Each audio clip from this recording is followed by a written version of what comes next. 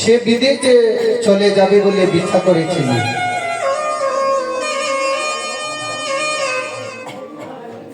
হঠাৎ করে দেখলেন সে যখন বিদেশে চলে যায়,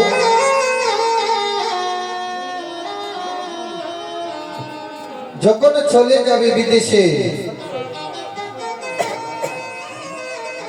তখন তার মায়ের নয়নে অজর নয়নে ধারা বহে।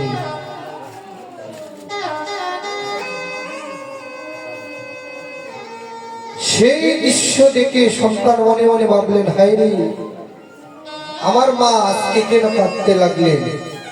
আমি তো বিদেশে চলে যাচ্ছি টাকা ইনকাম করব বলে, পরিবারের মুখে হাসি ফুটাবো বলে।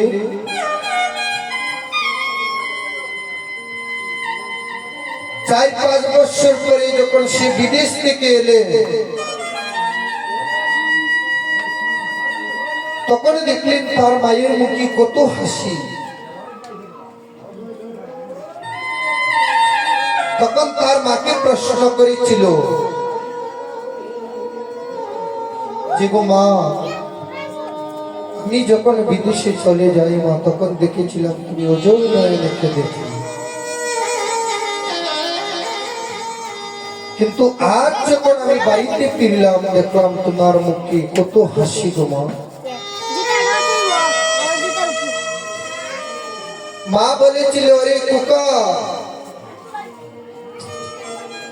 সেটা যদি তোর জানতে হয়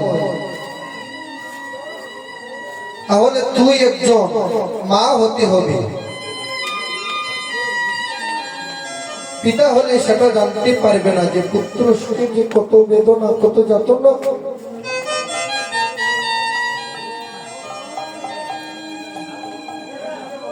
কারণ তুই যখন একদিন যদি মা হস তাহলে জানতে পারবে যে কত কষ্ট, কত যাতনা সন্তান বড় করে। আর সেই সন্তান যখন বড় হয়ে মা কি কষ্ট দে, বাবা কি কষ্ট দে,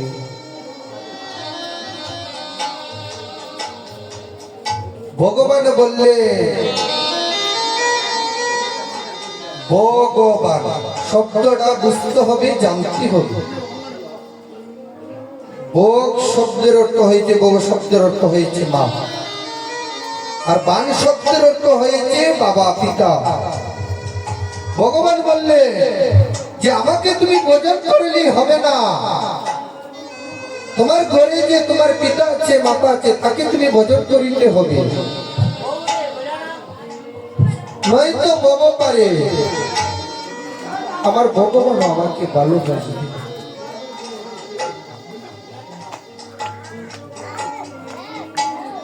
তাই তো আমরা সবাই যুবক বন্ধুগণ সবাই যেন আমার মাতৃদেবীর চরণে ভক্তি রাখতে পারি, এটাই আমার সবার কাছে নিবেদন। কেউ কোনোদিন মাকে বাবাকে কষ্ট দিবে না।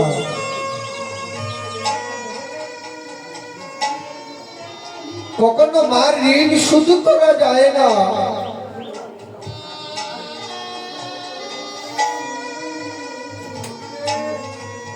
শরীরের চামড়া কেটে যদি মায়ের পায়ে জুতা বানাইয়া দেন হয়, তারপরেও যেন মায়ের ঋণ শুধ হবে না।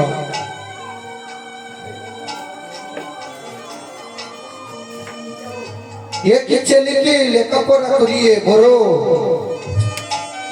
ইঞ্জিনিয়ার বানাইছে।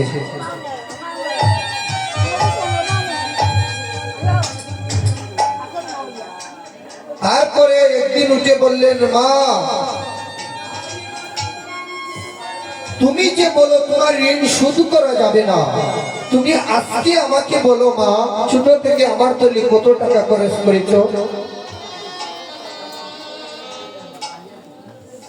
আর মা বলছে, অরে কুকা, একথা তুই বলিস না রে কুকা, কারণ মার ঋণ কখনো শোধ করা যায় না।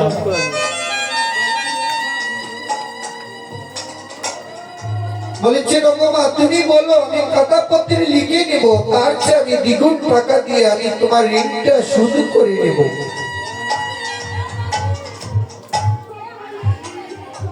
মা বলেছিল, রে ওরে খোকা, তুই কি আমার ঋণ শোধ করতে চাস? তাহলে শোন, তুই যদি আমার ঋণ শোধ করিতে চাস, তাহলে আজ বিকালে বাজারে গিয়ে একটি পাকা আম আমার জন্য নেবে। বলছেন, মা, একটি আম দিয়ে কি তোমার ঋণ শোধ হবে? বলছেন, আরে খোকা, তুই আমটি নিয়ে আয়, তারপরে আমি তোকে বলবো কেমন করে আমার ঋণটা শোধ করবে।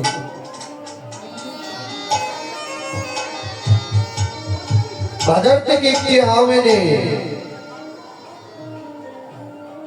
বিকালবেলা বললেন, ওগো মা, এই নেও তোমার আম, আমি তোমার জন্য একটি আম এনেছি পাকা। বলছি, খোকা, আমি এভাবে আমটা নেব না, তুই আজকে রাত্রে সেই আমটাকে বুকের মধ্যে জড়িয়ে ধরে সারাটি রাত্র ঘুমাবে,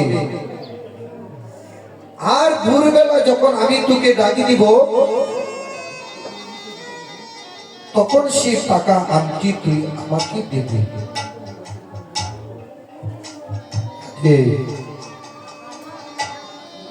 যখন রাত্রি বেলা আমটাকে বুকের মধ্যে নিয়ে ঘুমিয়েছিল,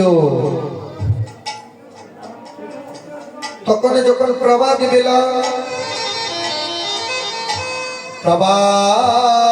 হইতে মা যখন জাগ্রত করে খোকাকে ডাকি দিলেন,